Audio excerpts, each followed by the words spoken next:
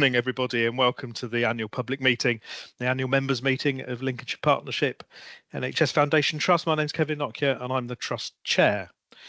I'm going to start this morning's proceedings with some reflections on the year. Then I'll hand over to executive members of the LPFT board, who will talk you through some of the highlights of the year. At the end of that, we will finish our public meeting and move on after a short break to our annual members meeting. Although technically that's for members, if there are any non-members that are watching, they're more than welcome to stay for that part of the meeting as well. There will be an opportunity for questions after each speaker this morning. And if you'd like to ask questions, I understand that there's a Q&A button on your screen, which I hope is obvious, that you'll be able to use for that purpose. So a few reflections then from me, and when I'm done, I'll hand over to Sarah, our Chief Executive, who will talk through, I think, some of this in a bit more detail. So high-level reflections first. So the way that we deliver our services continues to evolve and change in order to meet the changing needs of our community. Demand for our services continues to increase, and we continue to work with our staff, with service users and carers to adapt our care to meet those changes in demand. Demand for our children and young people services continues to be particularly evident, with a real need for us to focus on early intervention and prevention. And we continue to work really hard to reduce waiting times in those services where they continue to be higher than we would like them to be. And you'll hear more about the steps that we've been taking and the process that we've made around that in a little while. We've also continued to work with our wider Lincolnshire Health and Care System partners and continued to work to transform the services that we provide to children and young people and their families to better meet the need that presents in our communities. I think we're making progress with that, but again, you'll hear more on all of that in a few moments' time. Away from children and young people, we continue to look at our capacity to meet demand across all of our services, and in particular to ensure that we provide the services that we need in our community mental health teams, and that's we continue work to transform those services and to improve the range and quality of the services that we provide. To that end, we're continuing to review our clinical models of care and productivity to ensure that we're working as efficiently and effectively as possible. We've got a lot to celebrate from the last year. It's been a difficult year. It's been a difficult year for NHS services generally, but there's a lot that, as an organisation, we feel proud of, and we know that the coming year will be a difficult one for the organisation too. We've got particularly ambitious plans. We will work hard to deliver those, and we will face the challenge that all NHS organisations face of living effectively within our means. But we know that as a trust, we will continue to address those challenges with an underlying strong set of values and an absolute focus on putting patients at the heart of everything that we do. It remains my greatest privilege to help to lead this organisation and to witness every day the dedication, strength and kindness that our colleagues show in their interactions with each other and with those that come into our care.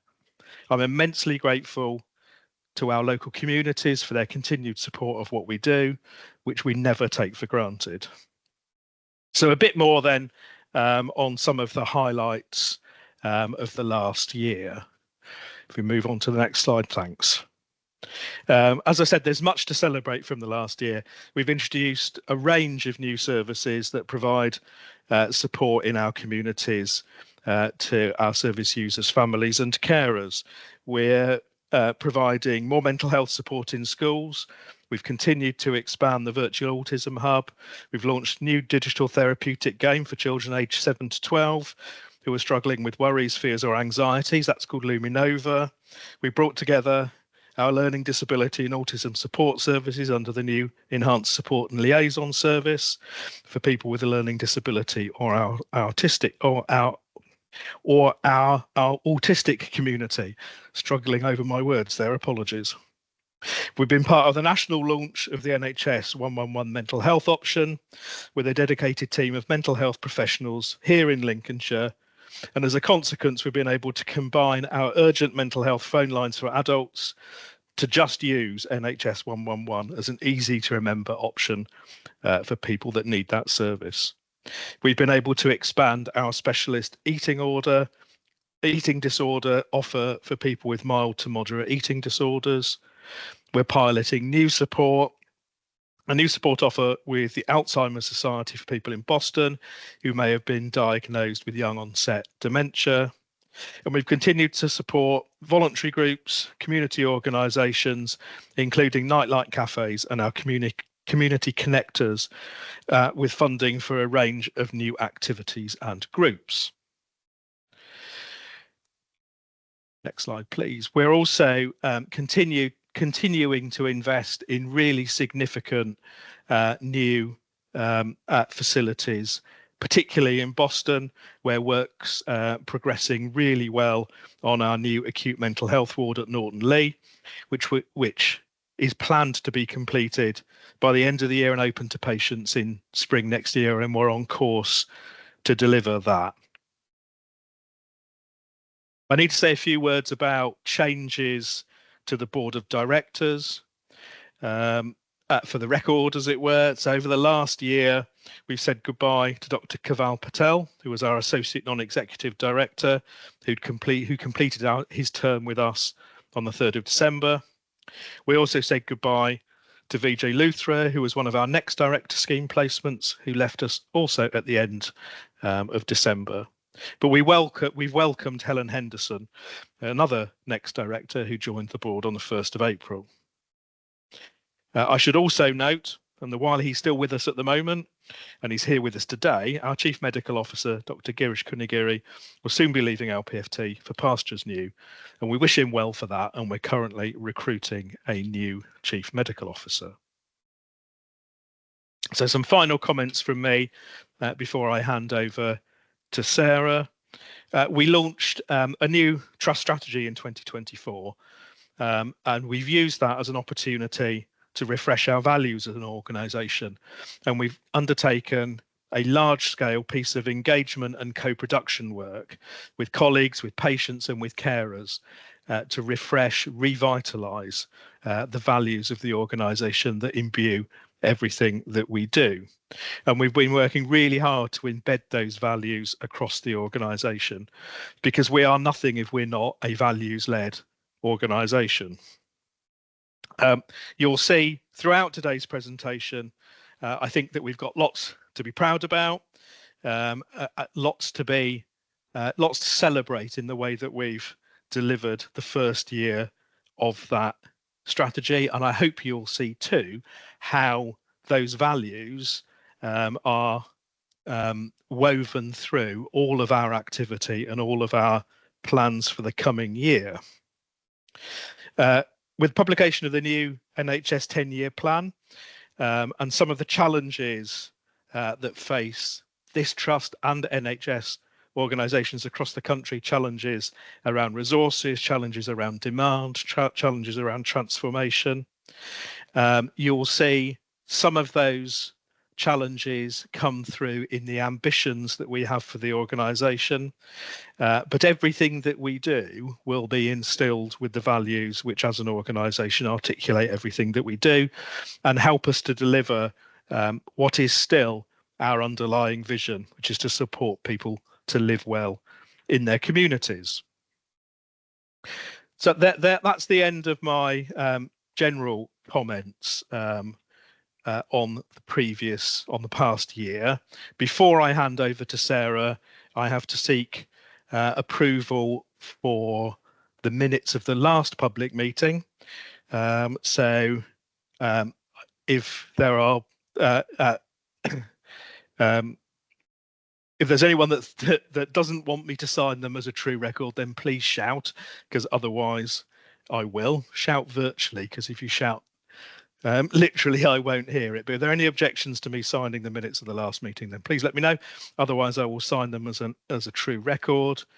While I'm waiting for people to indicate whether or not they've got a reason that I shouldn't sign them, and I don't see one, I will hand over to Sarah Connery, our Chief Executive. Thank you, Sarah.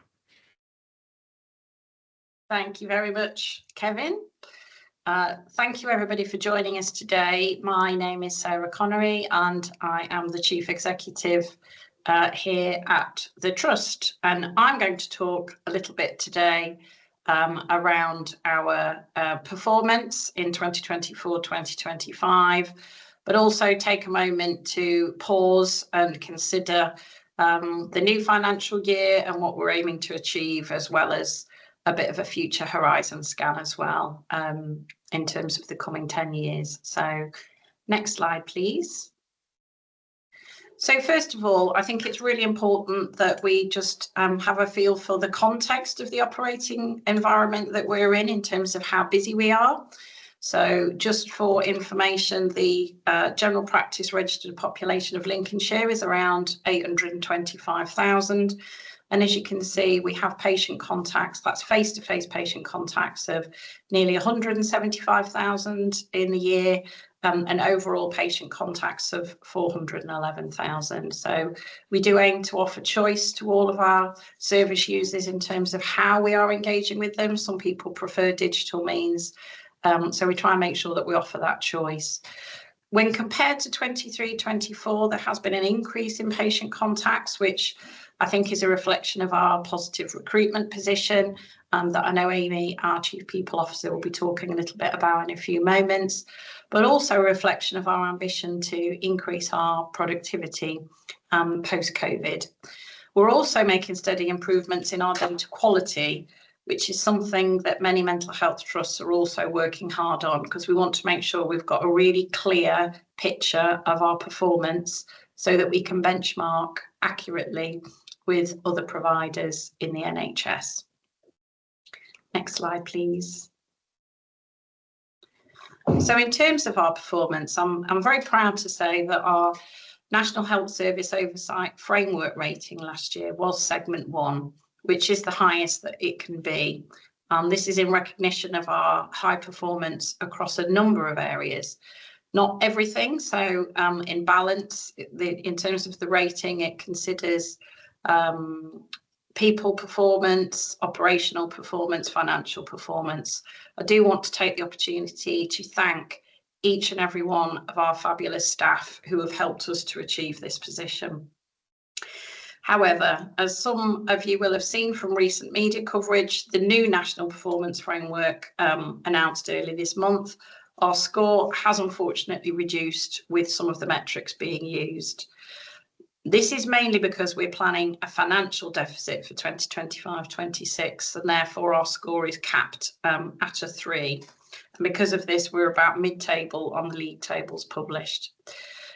We assess our performance in our integrated performance report around access, experience and outcomes. So I'll talk now a little bit around each of these areas. So in terms of access, there do remain challenges in terms of waiting lists, as Kevin's already alluded to, in some service areas. Our focus remains on swiftly tackling these waits, ensuring that we're seeing those people with the greatest need most urgently, and ensuring as much as we can that we're in regular contact with those who are waiting so that we can assess if their needs have changed.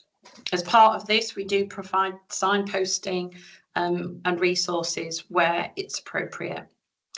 Significant work has taken place over the last year to tackle the improved waiting times, particularly for children and young people. And here in Lincolnshire, we do have a successful model working with our local authority partners, a successful model around prevention and early intervention, providing support in schools and communities to try and prevent emotional wellbeing concerns from escalating. In 2024-25, we weren't able to achieve the national target for increased access to children and young people services, but we do remain on track with our Recovery Action Plan trajectory. So looking very positive for this year. And this is following, as Kevin mentioned, the introduction of some digital support tools which are accessible across the county. Significant improvements have been made, and our average waiting times for children and young people is now around 7 weeks from referral to assessment.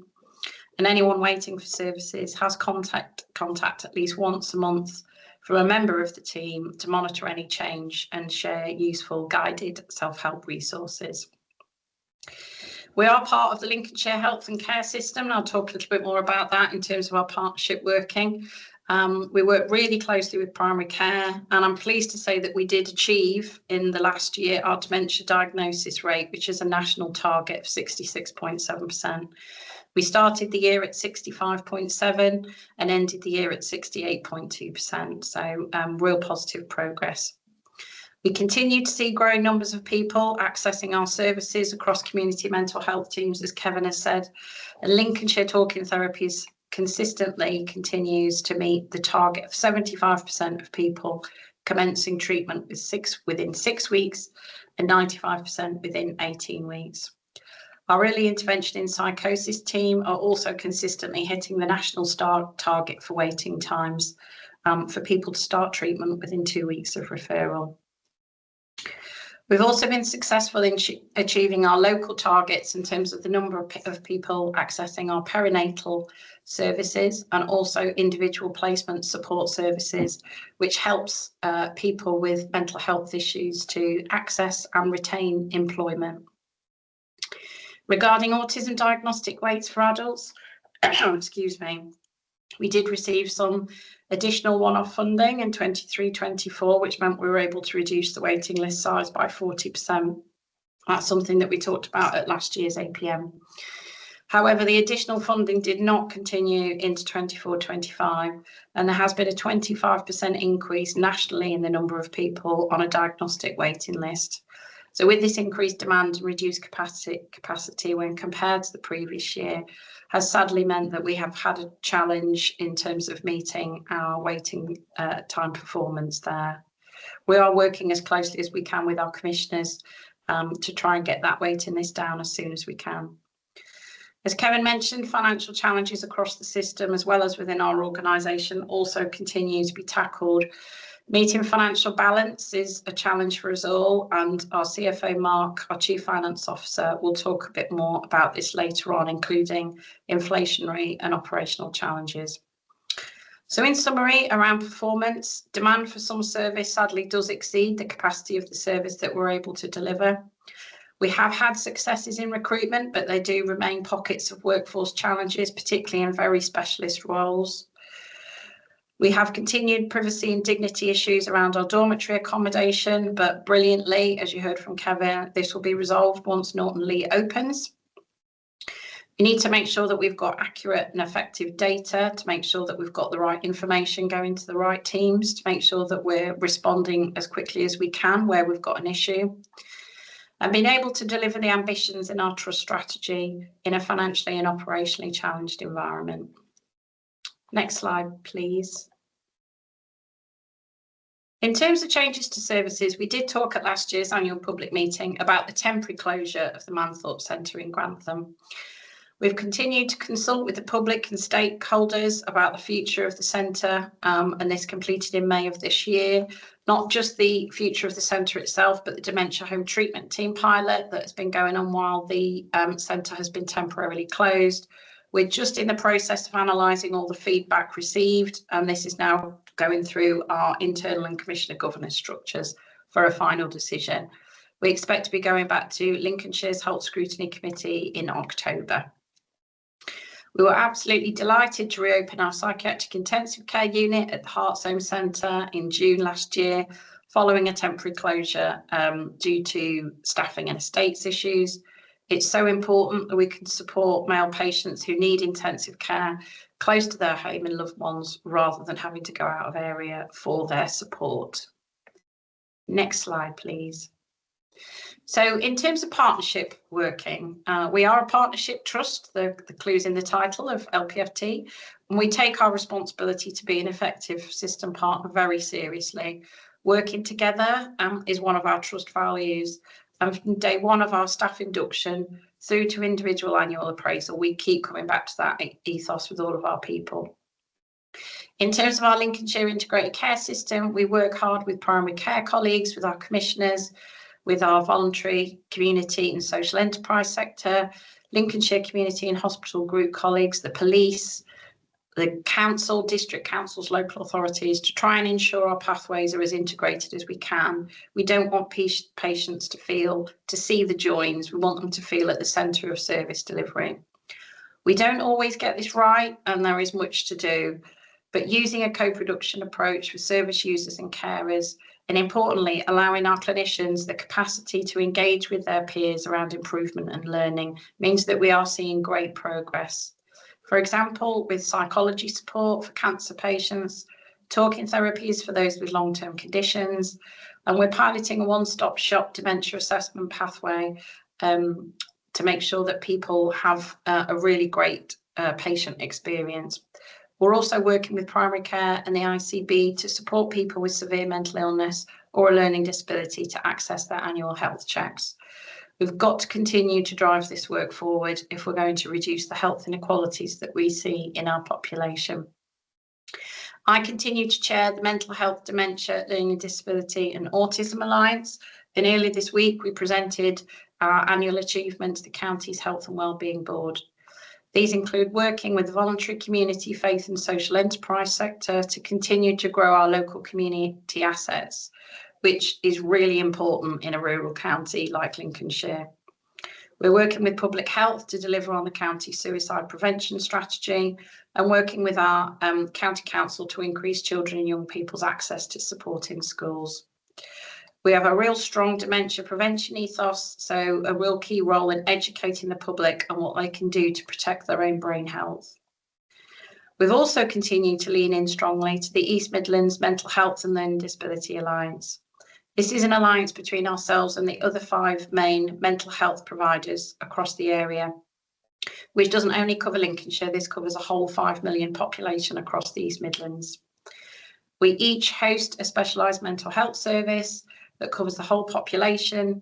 So, for example, we are the lead provider for Op Courage, which helps ex-forces veterans and their families with their mental health. We've also been piloting an open dialogue approach on behalf of the other alliance providers, where family and social networks are harnessed in crisis care, and I look forward to updating you on that at next year's APM. So as well as a vehicle for delivering specialised mental health services, the Alliance has also been able to attract quite a lot of additional resource, which is for the benefit of all of our collective staff and service users, for example, around Mental Health Act training, leadership development, innovations around digital, service evaluations, and importantly, the development and piloting of transformed pathways that brings care closer to home. Next slide, please. So taking a moment to look ahead, we have considered as a joint board and council of governors our strategy in light of the 10-year plan Fit for the Future, which was published in July, and the 3 shifts within, which is around sickness to prevention, analogue to digital, and hospital to community.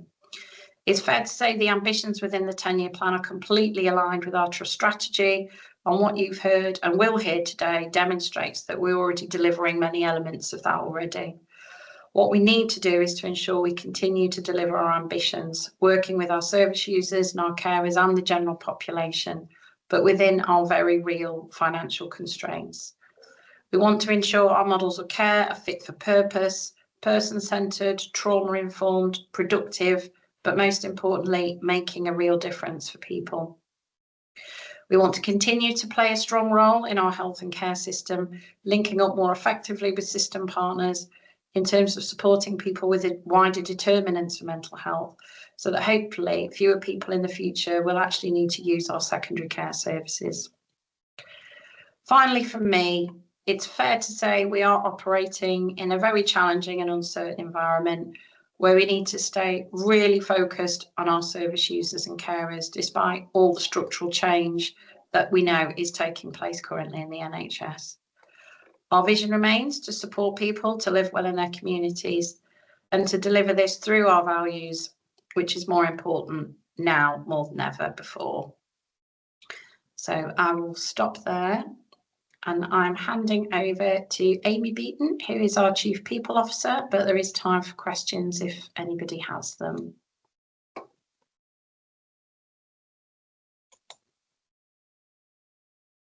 No questions at the moment, Sarah.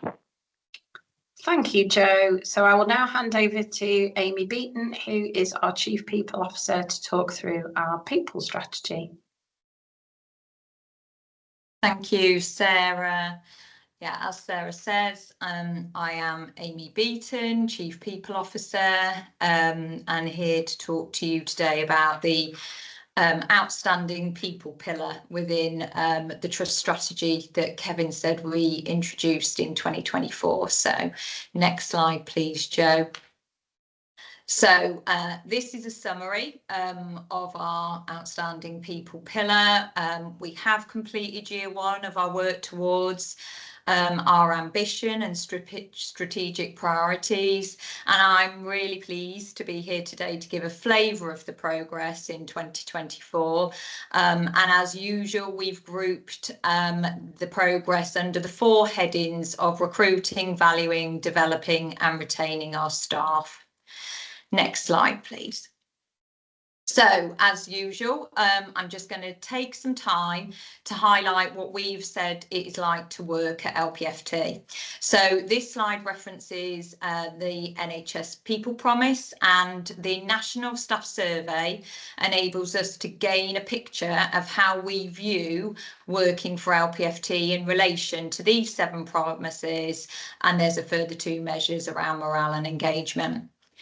In the 2024 survey, we achieved a 61% response rate. We were really pleased with that. It's fantastic, and it is the highest we've seen for many years. And when you look at the average for our peer trusts, it's about 54%. So we were so thrilled to hear from so many of our staff. We maintained the same performance in most questions compared to our 2023 findings, with a few we improved in and a few we declined in, but broadly the same.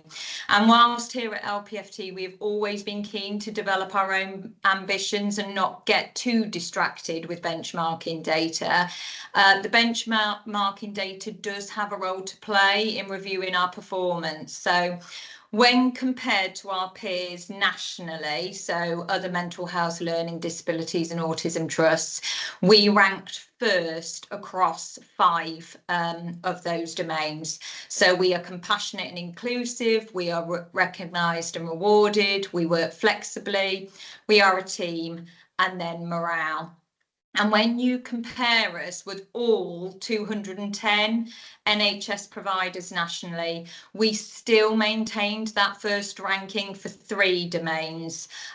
We are recognised and rewarded, we work flexibly, and we are a team. And we were in the top 10 in the country for all but 2 of the domains, and one of those 2 we were 11th. So still very good position and lots to be proud of. That said, I wouldn't want you to think we haven't heard you in the areas we need to improve in. We know we have more to do, and our strategic delivery plans focus on the areas where you've told us you want to see improvement. And I'll touch on some of those areas today. So next slide, please, Jo. I think I say this every year, I'm not going to do this all justice in the time I've got. The figures are on there for you to look at whilst I talk. In 2024, our vacancy dropped, our vacancy rate dropped. It was just under 15% at the start, and by the end, just under 10%. And that is an impressive position, really, as we all know from what Kevin and Sarah have said around the difficulties facing. We had to have a vacancy control process in place for part of 2024. So the focus was less on volume that year, but shifted to building our recruitment brand, building on our relationships in the community to improve future pipelines, and targeted campaigns in our hard to recruit roles and geographies. And to give a flavour of what this is involved, we've created and distributed career booklets to 90 secondary schools, and we visited those schools to provide support to students with interview preparation. We've ran employment readiness talks at the University of Lincoln with current students. We've ran online careers events that have led to about 10% of our overall applications. We've created an expressions of interest process to reach those that struggle with that NHS application form, so we don't lose their skills or the opportunity for their skills. We've seen an increase in the clicks to our job pages on our website from 6,500 in 23 to 84,000 in 2024. And as a result of this work, we have seen record numbers of applicants for our nursing associate, our registered nurse degree apprenticeships. We've seen vacancy rates fall in some of our real hard to recruit roles. So our nurses fell from 26% to 18% in 2024, and we saw some real successes from our targeted recruitment campaigns for teams such as pharmacy and our East Coast community mental health teams. Next slide, please, Jo. So undervaluing, as Kevin and Sarah have both referenced, we refreshed our values and behaviours to ensure better alignment with our strategy and that they still resonated with you. And as Kevin said, they were developed collaboratively, and this was a real excellent piece of work of co-production led by our organisational development team. All teams were asked to discuss what the values meant for them and how they would take account of them in their everyday work to ensure we really embedded them throughout the organisation. The staff safety programme reference there, that is an area where our national staff survey showed we still have improvements to make, and we are really passionate, committed and working hard to do that. Sharon Harvey, Chief Nursing Officer, and I are the executive leads, but there is a strong commitment by all aboard to address staff harm. And post our recent support services redesign, where we've done some restructuring within our teams, we've now got more clarity on the roles that support this agenda, and have real robust plans that address the issues raised from the Walking in Your Shoes engagement events that took place in 2024. And I'm hoping you will have seen some of the activity today, the vlogs, the posters, the training offers, the toolkits, and there is much more to come in this space, including a very much wanted staff safety hub to coordinate reporting and support offers. I did also want to give a shout out to our staff networks who have been fabulous in supporting us with a number of key work streams. And I'm also pleased we've expanded the network in 2024 to introduce a new faith network. Next slide, please. So what have we done around developing? So we currently have 161 staff on apprenticeships, and in 2024 we spent 150% of our apprenticeship levy, which was £900,000. Compared to 2023 spend, that's an additional £250,000, which resulted in us needing to get levy gifted from our system partners. We know also that relationships with individual line managers is one of the biggest factors in determining staff experience and whether staff stay with us. So we've done lots in that space, and we also heard from you what would be valuable. So we developed a values-based leadership series featuring fundamental masterclasses on topics to support that leadership development, so such as emotional intelligence, coaching skills, holding essential conversations, to name just a few. And we've also put on some bite-sized sessions that shine a spotlight on key leadership topics to support with individual development. They've been delivered by subject matter experts in the organisations in areas such as allyship and active bystander and compassionate leadership. Next slide, please. So retaining and everything we do will impact on the retention of our staff. But on here, if I pull out a few, in 2024, we continued our work around flexible working and the action plan that we've set ourselves to continue to have that national Timewise accreditation. So we've supported leaders to really understand how they can better support flexible working requests, and we're really pleased to see our efforts in this area have been recognised, as I said at the start, in our national staff survey results. We heard from you and we introduced an internal transfer policy that's made it much more straightforward and quicker and easier for you to move to different positions in the organisation, not having to go through the entire recruitment process. And we've had great feedback on that and suggestions on how we can further improve it.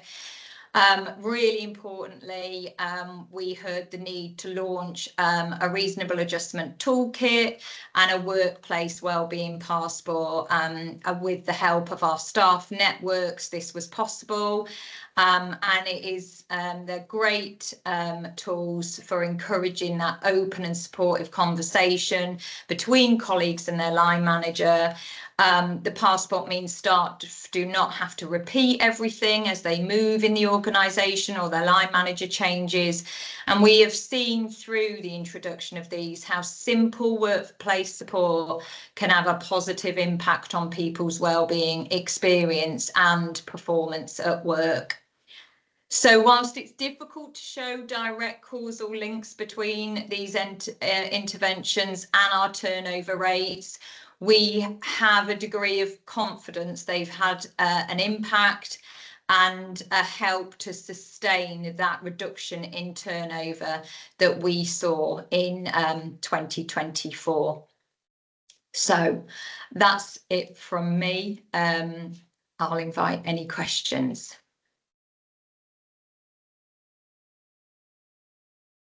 No, so in that case, I'm handing over to Sharon Harvey, our Chief Nursing Officer. Thank you, Amy. Hello, my name's Sharon Harvey and I'm the Chief Nursing Officer here at LPFT. I'm delighted to have the opportunity to talk you through our progress and our challenges on the quality agenda. Before I do, I just want to take a moment to acknowledge the biggest asset in our organisation, and that's our incredible staff. The way I've seen our clinicians, our support staff across clinical and corporate services, and our leaders hold the hope, even when it feels difficult to do so, have the courage to stand up, speak up, and the determination to keep going with the patient, the family at the centre of everything we do is quite frankly remarkable, especially in the current climate. So thank you. To those who have used our services or who love someone who's used our services, thank you for working with us. I know there's lots of examples where we've got this right for you. And I also know there are times when we haven't. Where you've shared your feedback and your experience with us, this has really helped us to learn, to improve and to keep working with you and with others. So thank you. Next slide, please. The outstanding quality part of the strategy embodies the philosophy of care that we want everyone who receives care from us to experience. And that's care that's safe, meaningful, kind, hopeful and effective. Next slide, please. We continue to retain our overall CQC rating, so CQC regulate our services, the Care Quality Commission, but we haven't had a full review of all these services since 2020. We have, however, had an inspection of our community mental health services in Boston and Spalding earlier this year, and we're proud to have retained an overall rating for good across those community services.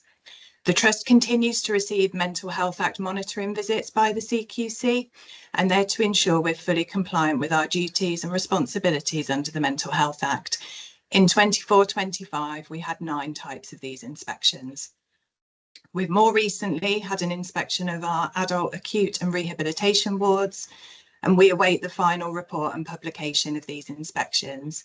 We've immediately addressed concerns raised on these, and we continue to work on wider improvements identified, working closely with colleagues, patients, and of course the CQC. Next slide, please. Here you can see our Trust quality priorities for 24-25. Good progress has been made in many of these. However, we've had to pause some with the focus shifting to the delivery of our Living Within Our Means programme of work. Some particular highlights include further work on how we assess for closed cultures within teams, the work Amy's already spoken to you about around the staff safety and staff harm agenda.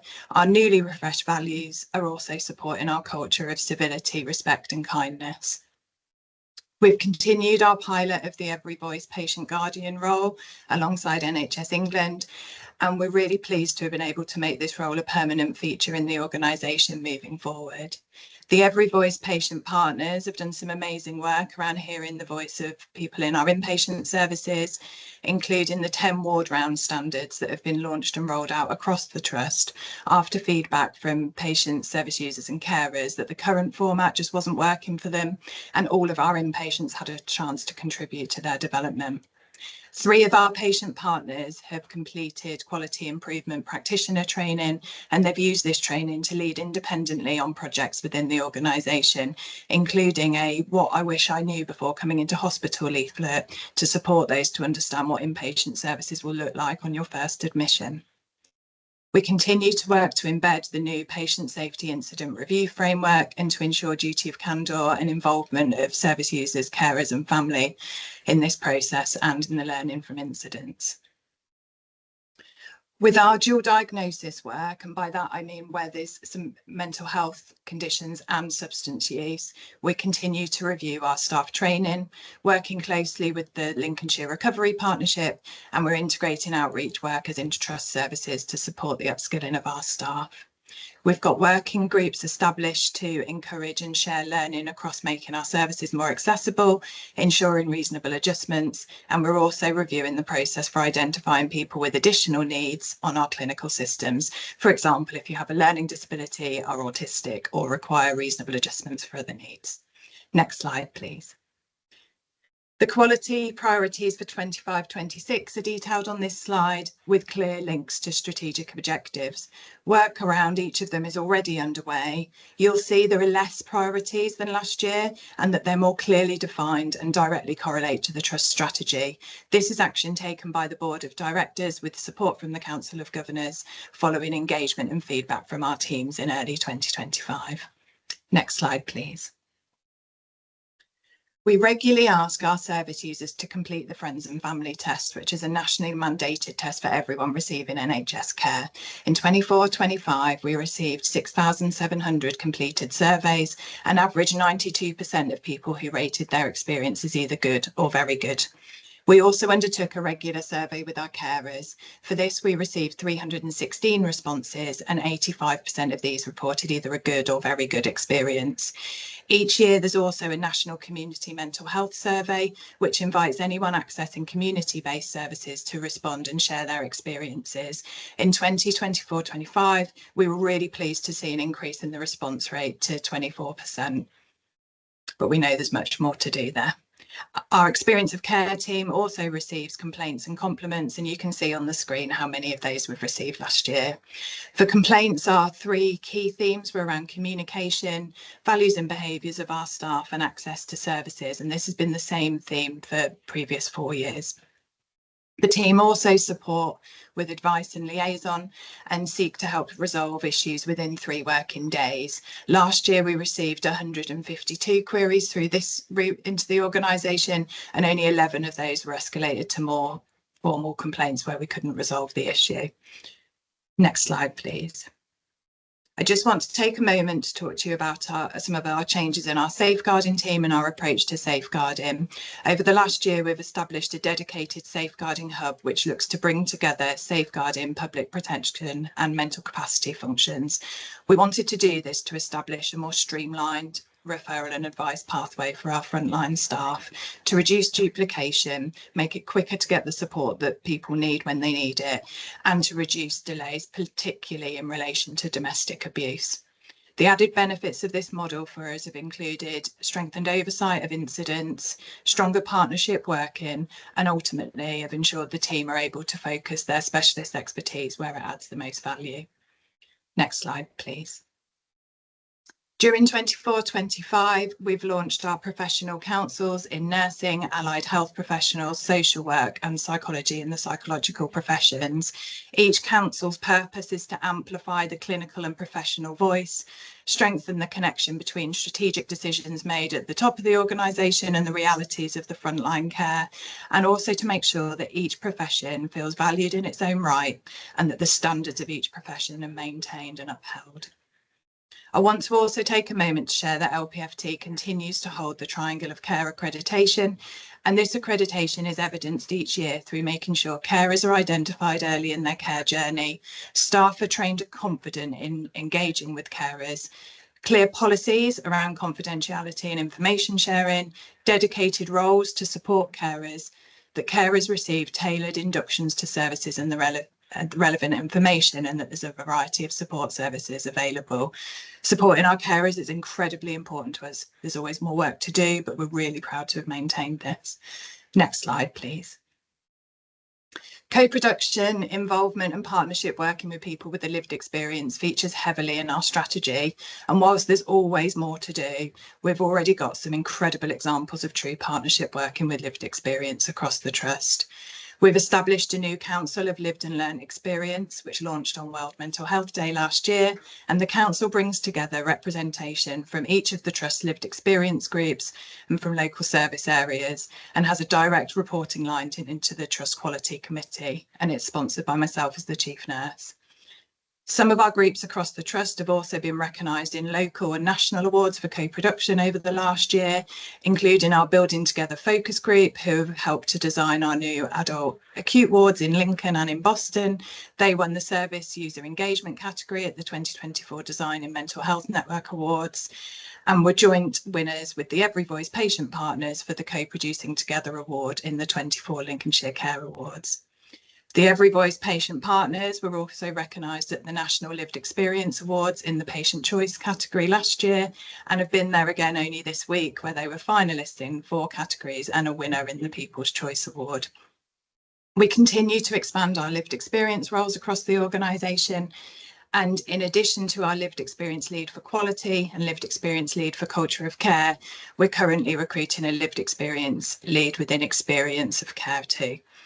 We now have over 60 peer support workers in post in services across the Trust, which is just incredible and such an important and valued role to us.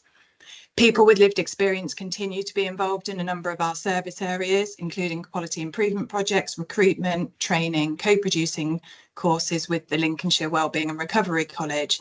And we've also worked hard over the last year to now have meaningful lived experience input into reviewing business case reviews, policy and information leaflet development, and even some of our safe staffing establishment reviews. We were extremely pleased to host our first ever Every Voice People Awards on World Mental Health Day, recognising the contributions and achievements of patients, carers and lived experience colleagues.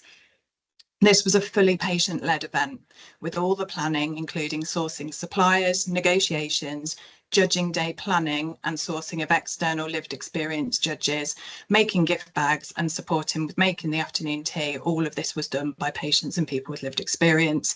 And we're pleased to be able to host this again this year on World Mental Health Day.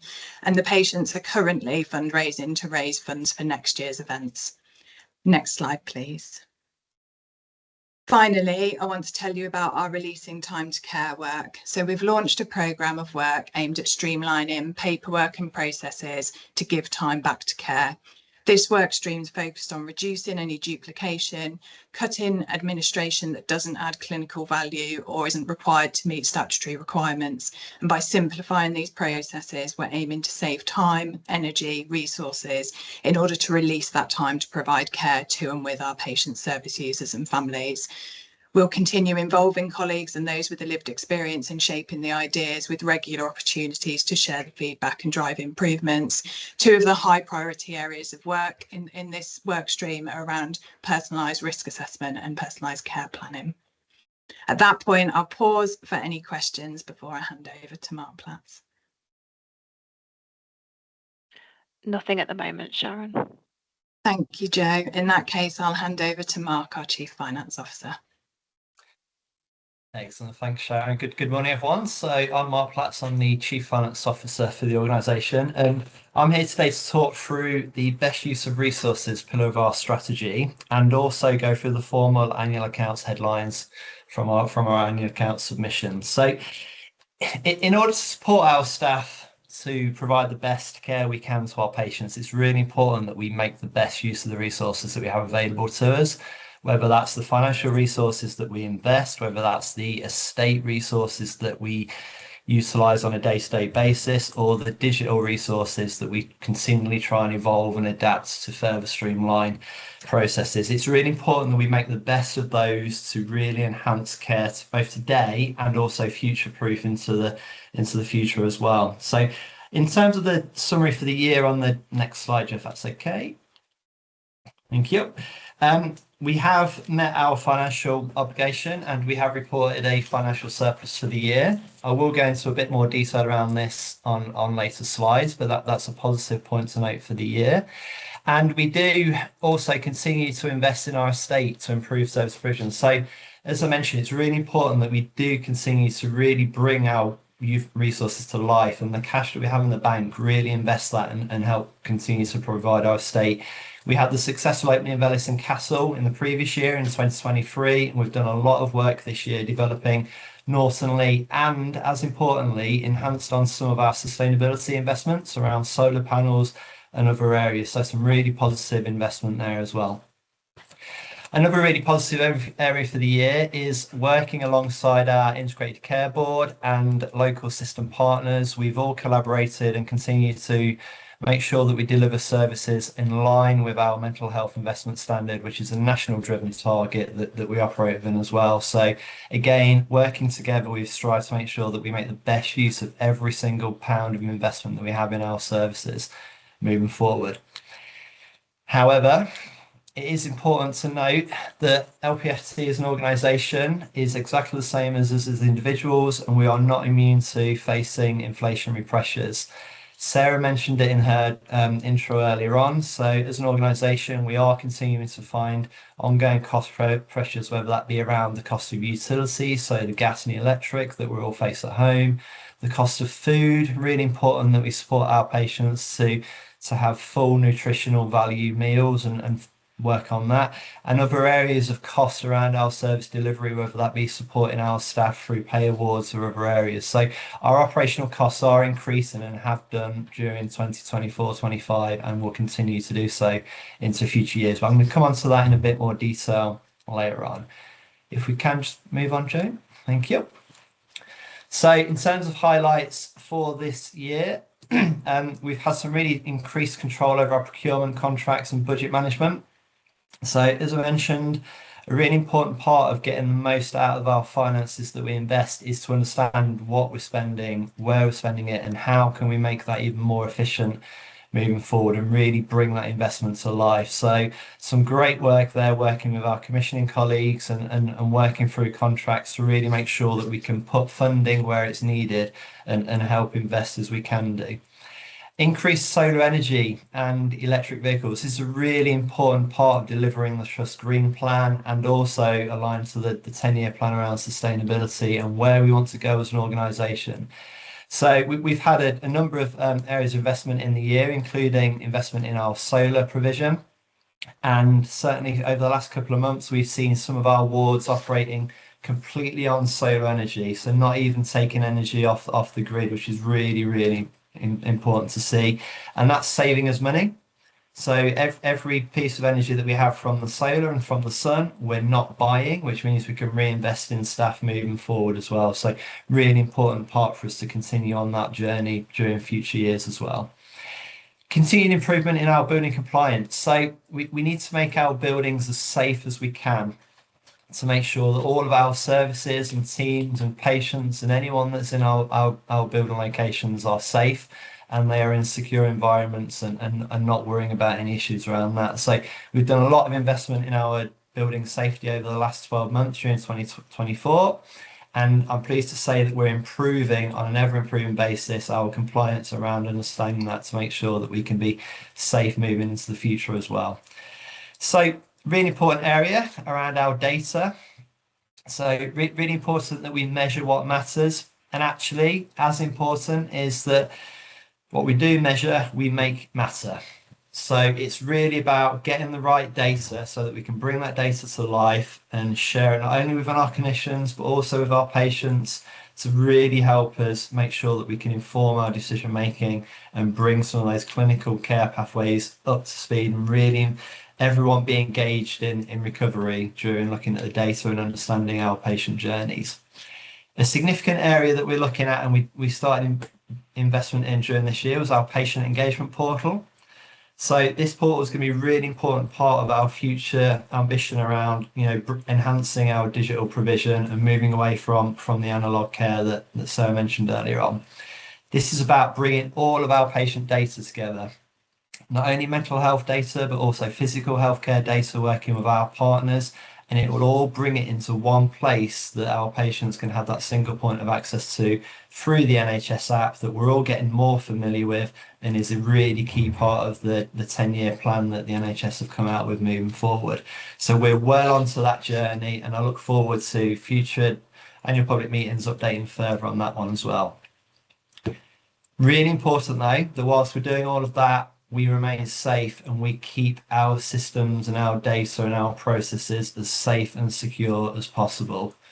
The level of attention around this globally is spiking at the minute. There's a lot more talk about cybersecurity in the media at the minute, and there are some genuine consequences of the attacks that we are seeing. So it's really important as an organisation that we really keep our data safe and secure so that we can do the best for our patients moving forward. Next slide, please, Jeff. That's all right. Thank you. So I'm just going to talk through some of our key financial headlines for the financial year. So as I've mentioned, we did meet our operating target. So we did report an £800,000 surplus this year. Now you will note that's significantly lower than previous year, but going back to Amy's section around the outstanding people, that drop in vacancy rate and the recruitment that we've seen over the last couple of years has really helped us to bring staff into the organisation and actually make the best use of that resources that we've had. So whilst we've had a number of years of significantly higher surplus, which has allowed us to put more money into the bank, which will then allow us to invest more into our estate, actually, we've got to balance that with making sure that we're investing in the right areas and bringing staff on board to really help our patients through their recovery journey. Because ultimately, a really great building is nothing without our staff in it supporting our patients. So it's important that we balance that down. So whilst it's not necessarily as high a figure this year, it's the right side of investing and making the most of every pound that we have as an organisation. In terms of our system operating basis, so this is a slightly different figure that the NHS England reports on. It basically adjusts for any technical accounting transactions that are in there and looks at our surplus as an organisation, removing any of those technical adjustments that we have around areas such as depreciation and areas that the team work on. So slightly higher surplus from that basis, but again, significantly less from last year. But I stand by as Chief Finance Officer, that's really important. We're not in the NHS to make a surplus. We're in the NHS to make sure that we make the best use of every pound that we have invested. So really important to move forward. However, it's important that we don't overspend, and I'll come on to that in my next slides. Our non-current asset base. So this is the value of all of our buildings and our estate all across the county. We operate in over 50, nearly 60 estates across the organisation. You can see that big jump that reflects the investment of Ellison Castle coming online and a significant amount of money that we put into Norton Lee. So during 2024, we were working on making the ground safe and secure and helping to protect that building so it's going to be fit for purpose for many years in the future. That's then reflected in the significantly higher capital expenditure as well. So as I say, £26 million on capital expenditure, some of the biggest investment in our mental health estate that we've ever seen in Lincolnshire. So really important and really proud to be part of that journey. Cash balances. So as mentioned, because of those previous surpluses that we have, we do continue to maintain a healthy cash balance as an NHS organisation. I'm really keen to start to bring that to life. So working with NHS England and our regulators and our commissioners, it's really looking at, okay, how can we invest that, further enhance our estate, further enhance our digital technology, and really start to bring that cash to life so that we can give our patients and our staff the best set of resources to deliver care from. So overall, from a financial headlines viewpoint and an annual accounts perspective, a good year. So we did report that surplus, slightly reduced from the previous year. It's important that we note a few key areas moving on to 25-26. If we can just move on, Joe, I'm going to talk through some of those as well. Thank you. So building on success, Kevin mentioned it earlier on, Norton Lee is well on track. I was on site a couple of weeks ago and it is looking phenomenal. The pace of change is really great to see, and we are well on track for opening in spring 2026. So look forward to having the public open days so that the public can go and see the site before we start to move patients in. So that'll be really, really exciting times for us. And as I mentioned, it's really important that we continue to invest in that sustainable energy provision. So, you know, not only is that going to help in terms of the environment and deliver our green plan, but there are also tangible financial benefits from doing that as well. So the less we're spending on utility energy, the more we can reinvest into our staffing provision to really enhance that therapeutic care. So looking forward to rolling out that sustainability across other sites as we move forward as well. And drive to deliver financial sustainable services. So as I say, not necessarily in the NHS of generating that surplus, but also we need to avoid overspending and spending more that we have. Kevin touched on this, and it's been a theme throughout all of the presentations as well. We need to live within our means. So we do have a planned financial deficit for this financial year, so 25-26. That's pretty much driven by a number of local and national funding pressures around the areas that I've kind of talked through before. But we are using this year as a very clear reset year to help us build and move forward into the future so that we can deliver the best care that we can. So our Living Within Our Means programme board and our teams are involved in that, are really looking to make the best use of our resources that we can moving forward. And our estate. So we have been talking previously around our estate and making the best use of that. So by that I mean making sure that we're utilising all the estate that we do have. Any estate that we're not fully utilising, understand why, and either invite partners in to bring that to life, and we can look at leasing and other areas of income and working with partners, or look at, do we need to look at a different way of providing estate and making sure that we can move forward. So some really exciting plans on in train at the minute, and I look forward to updating on those in the future as we go through. None of that is going to be possible without collaboration. So we need to work within LPFT, we need to work with all of our staff, we need to work with our partners in the system, whether that be the Lincoln Hospital Group or the Integrated Care Boards. We really need to work together to make sure that we can look at the best use of our resources possible. So I mentioned our patient engagement portal. We need to work with partners to make sure that we can bring their data into the portal so that you can have that multi-access and really bring your healthcare history to life and understand that data. System-wide financial stability. So given the NHS, we're one big national organisation, we need to make sure that we're all helping each other to be as efficient as we can be.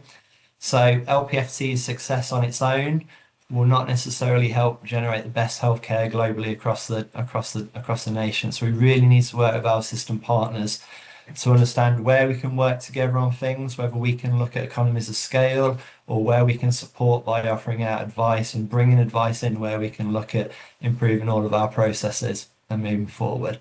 And as I've touched on as well, really important that we do reduce our carbon footprint. So there are some key areas of focus coming in the next couple of years. It was touched on earlier on around electric vehicles and making sure that all of our fleet and all of our lease cars within our organisation can be electric based. We need to work with external organisations to make those affordable and open up as many opportunities for our staff to be driving electric vehicles as possible. So again, a lot of work going on around that. And I've mentioned digital services. So we need to make the most of the digital provision that we have, but we also need to enhance it. Sort of digitalising our current processes will help make some efficiencies and will help us move forward a little bit. We need to start thinking beyond that and transforming our use of digital and bringing that data to life, which is really important to move forward. I think that's my summary, Joe. So happy to take any questions. If not, I'm going to hand over to the formal meeting section. No questions, Mark. Excellent, thank you. Thank you very much, Mark.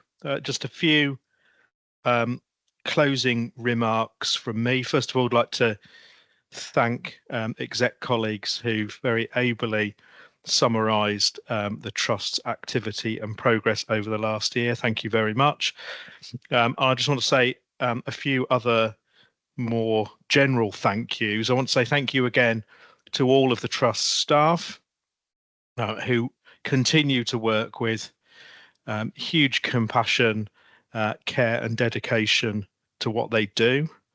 I'd like to say thank you to all of our patients, carers and families, especially those that give their time to provide us with feedback and who will continue to work with us to improve our services. I'd like to say thank you to all the members of LPFT, and we'll come on in a moment to the annual members meeting. And I'd like to say thank you to the Council of Governors and really to everybody that's involved in helping to shape, deliver and evolve the Trust services.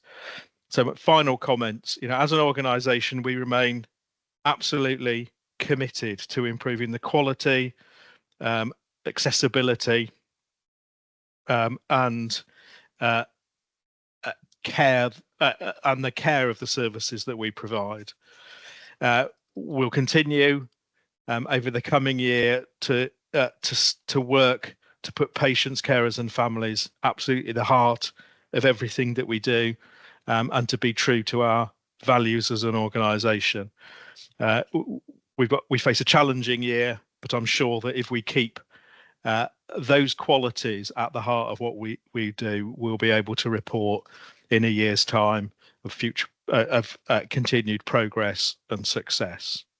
So with those comments, I'd like to got a question. Apologies. Yeah, a question has just come in that was related to Mark's presentation, but it was a bit delayed in coming in. And a member of our staff has asked, are we moving away from the expensive Apple devices? Mark, that's quite an operational question, so I don't know whether you want to come in on that one. Yeah, happy to, and thanks for noting that. So we've done a number of reviews around this over the years. So obviously we've been using Apple devices for a number of years now, and we've done a number of different things. So the Apple phones that we do have as staff, a lot of them now are actually recycled and reused. They're not necessarily new ones. So we are part of a recycle program now. So we do bring back previously used models and make those safe. So we're not always buying new, which is really important. And I also touched on the cyber element of it. So upon assessment, and we did a number of different tests and a lot of research around that, we basically made the decision that actually the lockdown nature of Apple devices versus the open software approach that other manufacturers do provide, it actually keeps our data safer. and we can use things like mobile device management, which will allow us to remote into a phone if it gets lost or if it gets stolen potentially, and we can instantly wipe it. That's not always possible on a number of different manufacturers as well. So overall, that's the driver for making the decisions to stick with the Apple architecture for our staff phones. Happy to take any more questions or go through in any more detail if we want to offline. Thanks very much, Mark. So with that question, then I'm going to bring the annual public meeting to a conclusion. I'd like to welcome everybody back as we move to the annual members meeting for 2025. Of course, this is a meeting for members, but if there are non-members watching, you are, of course, very welcome to stay. To take us through the annual members meeting, I'd like to introduce and hand over to the lead governor for LPFT, Rebecca Metso. Rebecca. Thank you, Kevin. Good morning, everybody. I'm Rebecca Metso, and I've been a service user governor with the Trust since August 2020 and was elected as Deputy Lead Governor with effect from January 2022.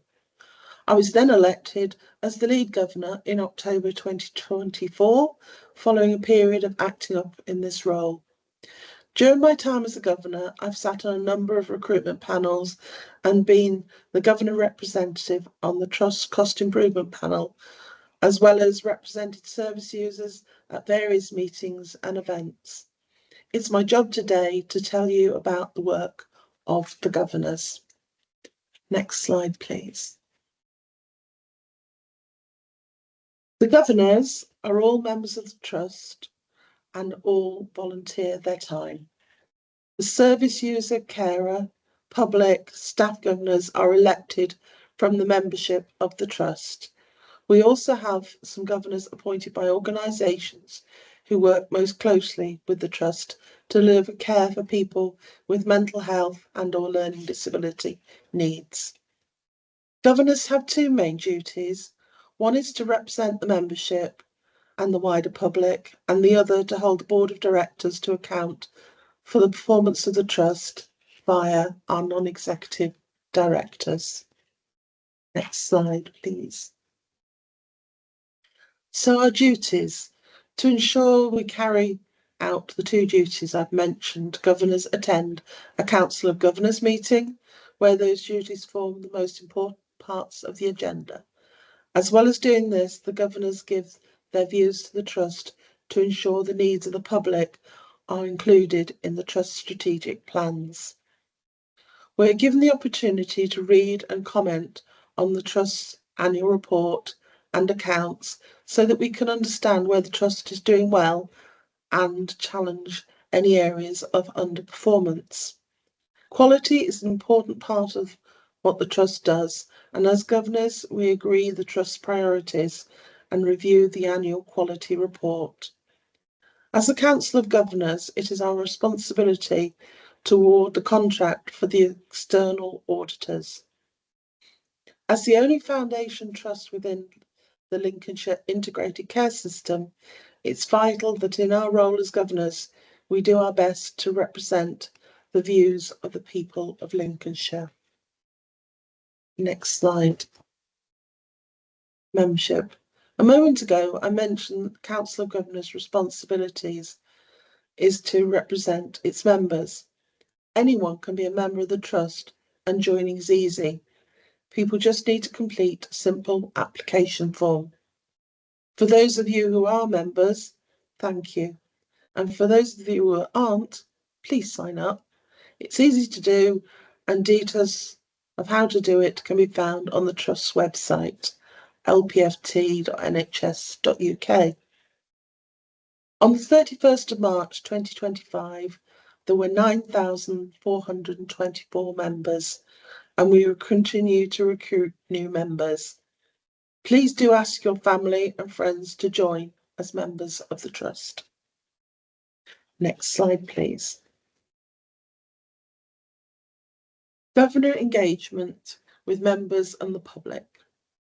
Following COVID-19, we've continued to increase the number of opportunities for governors to meet trust members face to face, but do continue with our online engagement. We continue to engage with them both written and electronic material. Governors have been able to engage with members of the public, events, and a range of group and committees that are run by the Trust and other organisations. Visits to services also provide the opportunity to meet service users in a variety of settings. This year, we are engaging with members by holding today's public and members meeting that is being streamed live. We have also held all council meetings in public and published all our agendas and papers minutes. I'm pleased that we have been able to reintroduce some face-to-face council meetings this year, and these are now alternate between being in person and being held using technology, which allows members and the public to observe these in real time. Those meetings held online are recorded, which enables anyone to view them via the website. We've also continued to print and distribute our annual Better Together magazine to members, and in between times have produced electronic versions each quarter. Both of these are always available via the website. Next slide, please. As governors, we want to hear about innovations and ideas that members of the Trust and the public can give us to help us to contribute to the Trust's future plans to make services better in a co-produced approach of inclusion. The feedback you give enables us as governors to influence key decision makers, both within the Trust and in the Lincolnshire Integrated Care System. Sometimes, where issues relate to individuals, we can direct concerns to the appropriate service and help produce immediate improvements. Next slide, please. You've heard the directors about the Trust quality and financial performance. As a Council of Governors, we regularly receive reports through a variety of routes, and we hold the board to account, as mentioned earlier, by the non-executive directors who provide assurance reports to every council meeting. Next slide, please. Thank you.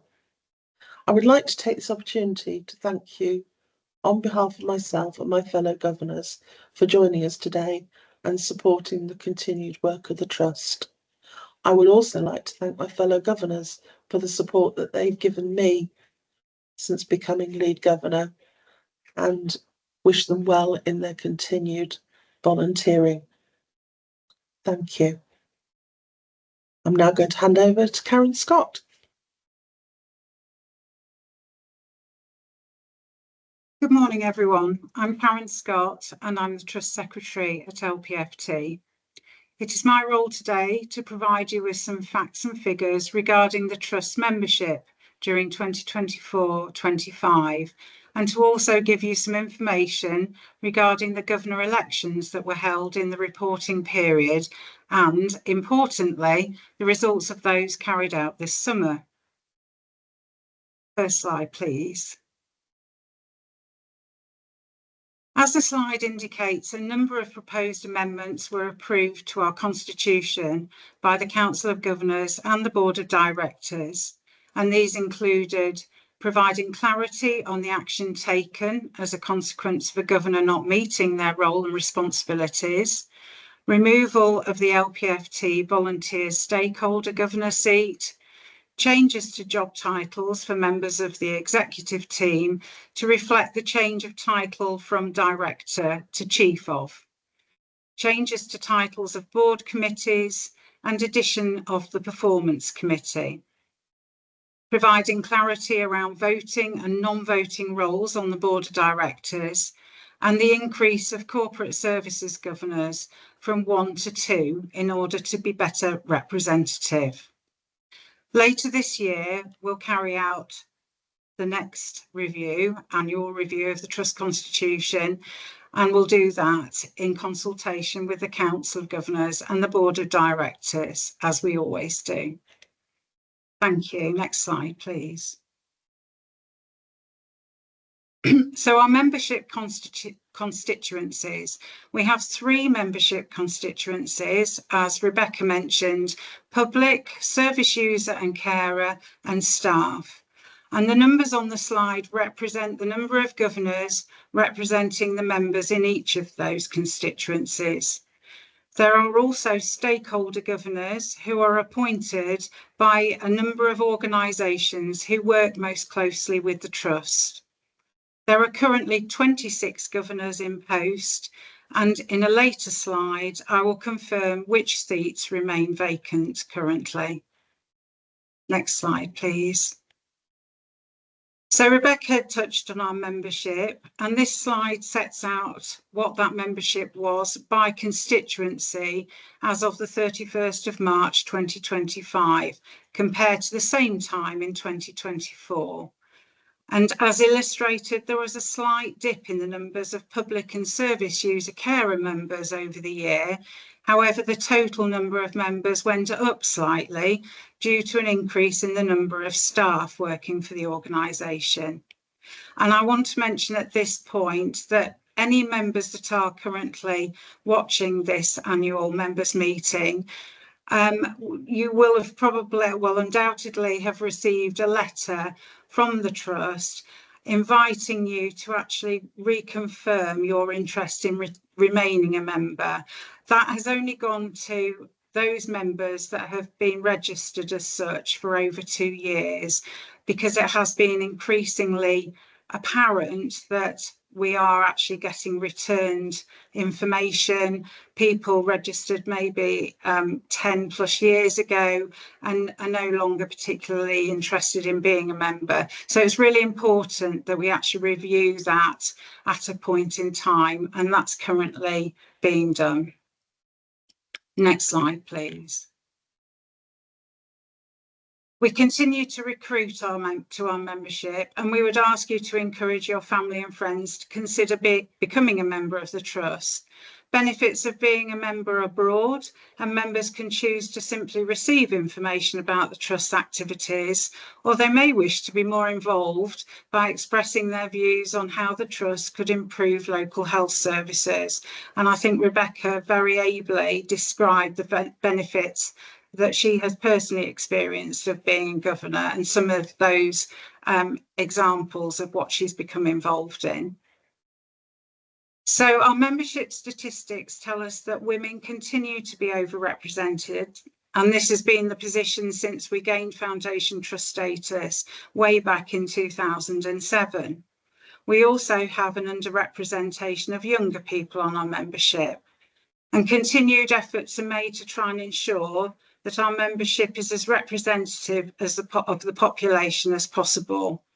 The actions relating to this are detailed within our Governor and Membership Plan, and progress is monitored by the Council of Governors Representation Committee. Next slide, please. So during 2024-25, we held elections for public governors, and successful candidates took up their 3-year terms commencing on the 1st of October 2024. We also held by-elections for a number of vacant seats, and whilst we were successful in filling a number of these, we also had a number of others that were not. And as I said earlier, I will come to those vacant seats at the end of my presentation. If any members are interested in becoming a governor in any of those seats, I would encourage them to speak to myself or the Deputy Trust Secretary, whose details can be found on the Trust website. During the year, there were a number of changes to the Council of Governors, and I just want to make specific mention of a number of those. So 2 of our staff governors, Andy Leaston and Olivia Taylor, sadly resigned from their post. 2 of our carer governors, Diane Fox and Sally Spencer, also took the decision to resign from their positions.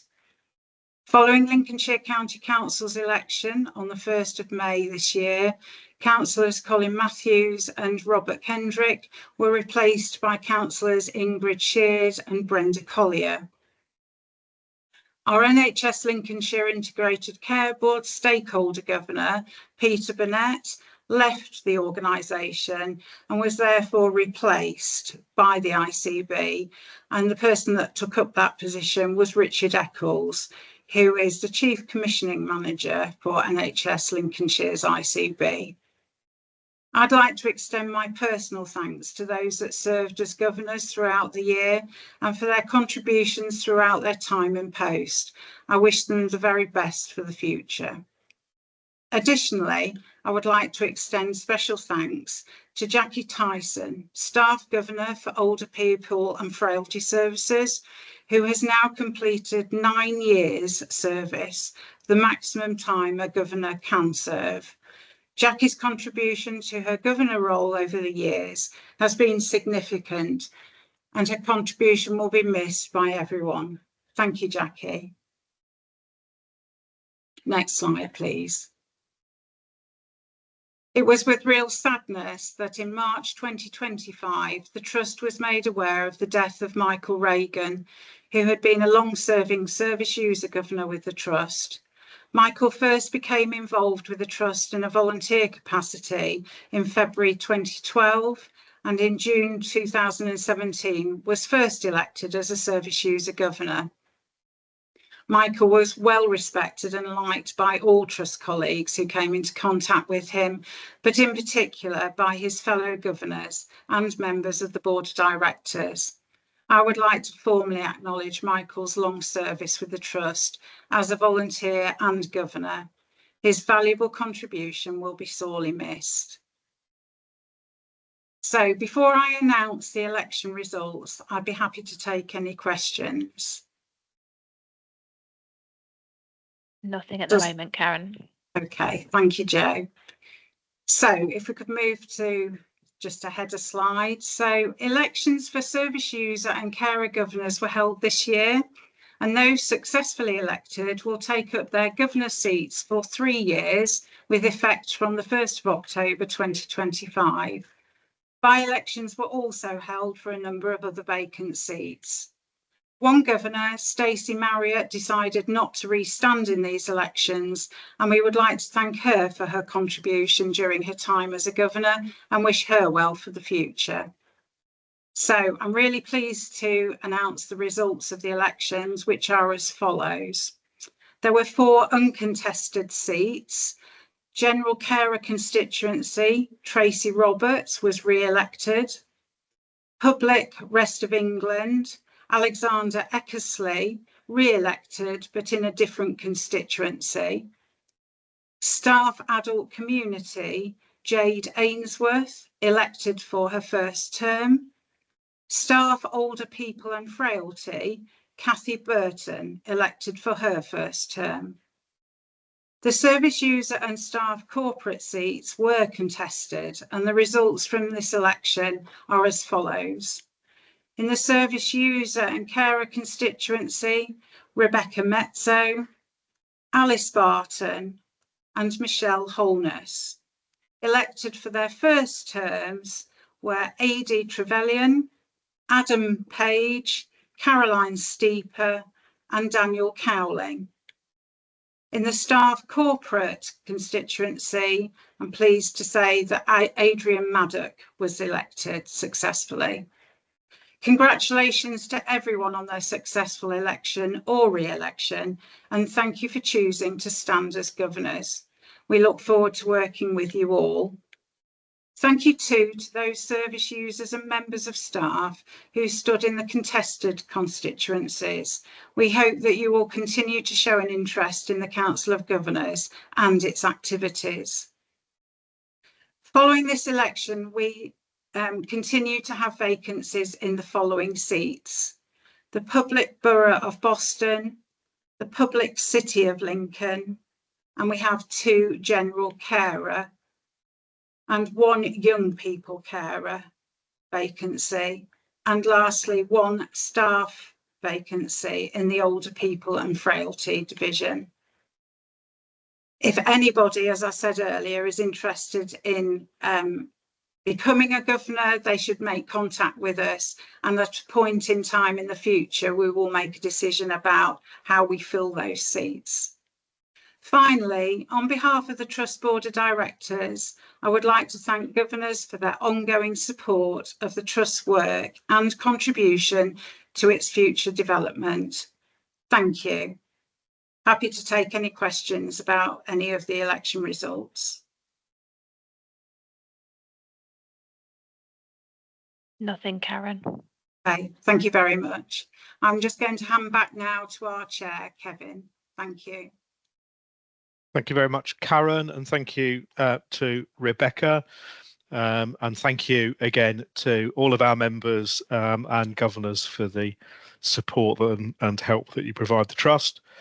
If there are no further questions, Joe? In that case, then, if there are no further questions, I will bring this morning's meetings to a conclusion. Thank you very much, everybody, for taking part, and thank you to those that have joined us online to hear about the work of the Trust and of the Trust's members. So thank you very much, everybody.